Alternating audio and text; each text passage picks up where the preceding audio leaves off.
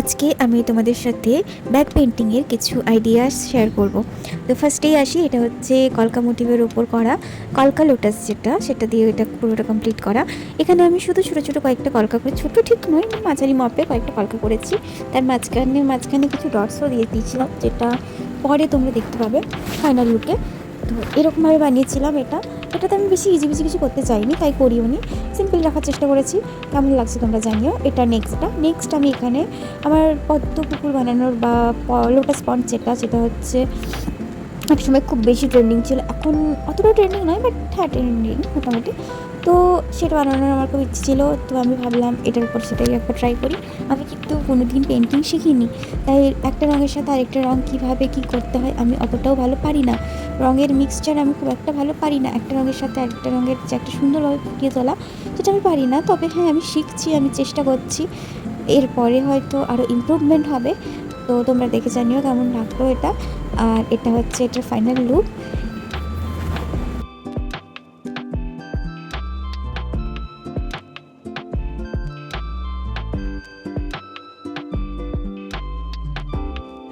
এবারে 3 নম্বরটায় আসি। 3 নম্বরটায় আমি একটু এক্সপেরিমেন্ট করতে চেয়েছিলাম যে ময়ূর মোটিভের যে কলকাটা আছে সেটা করলে কেমন লাগবে, খুব কি ফাঁকা লাগবে কি না।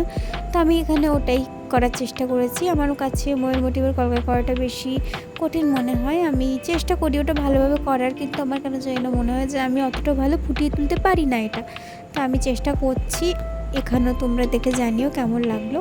আর তোমরা যদি আমার প্রত্যেকটা ভিডিও দেখো তাহলে একটা জিনিস বুঝতে পারবে, আমি প্রত্যেকটা কলকাতে একটা জিনিস কমন রাখি, সেটা হচ্ছে লোটাস বা পদ্ম।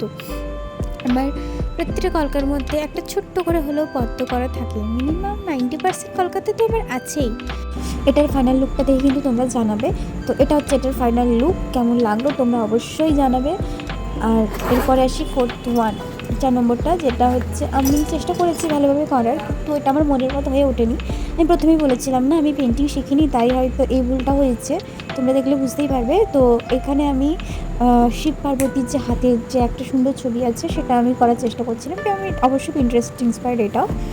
তো এখানে তোমরা দেখলেই বুঝতে পারবে যে আমি কত ভুলভ্রান্তি করেছি। আমি কিন্তু চেষ্টা করেছি, বাট পারিনি ঠিক মতো। পরের বার আমি আরও ভালো করার চেষ্টা করব।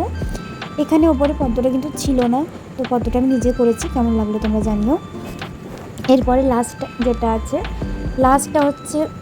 লাস্টটাও আমি কলকা ডিজাইনের ওপরেই কমপ্লিট করেছি। তো এখানে আমি আগে একটা অন্য কালারের পদ্ম করেছি, এর উপরে সাদা কালার দিয়ে কলকাটা করেছি, তোমরা একটু ওয়েট করো, দেখতে পাবে। এই পদ্ম আর এইরকমভাবে কলকা করার ডিজাইনটা একটা ইনস্টাগ্রামের পেজ থেকে আমি দেখেছিলাম, পেজটার নাম এখন আমার মনে পড়ছে না। আমি যদি পরে কোনো দিন পেজটা আবার খুঁজে পাই আমি অবশ্যই সেটা মেনশন করে দেবো অন্য কোনো ভিডিওতে। তো এরকমভাবে ওখানে কিন্তু এই কালারের ওপর ছিল না পদ্মটা, ওখানে অরেঞ্জ কালারের ওপর ছিল মনে হয়। তো আমার এটা মনে হলো যে গোলাপির ওপর ভালো যাবে, রানী কালারটা যেটার ওপর, তাই আমি ওটার উপরেই ট্রাই করেছি। আসলে আমার ঠান্ডা লেগেছে বলে আমার গলাটার এই খারাপ দশা। মাঝখানে আমার নাড়ু দিয়েছিল, নাড়ু কাটছিলাম, হ্যাঁ আমার হাতটা ধোয়া উচিত ছিল, আমি ধুতে পারিনি।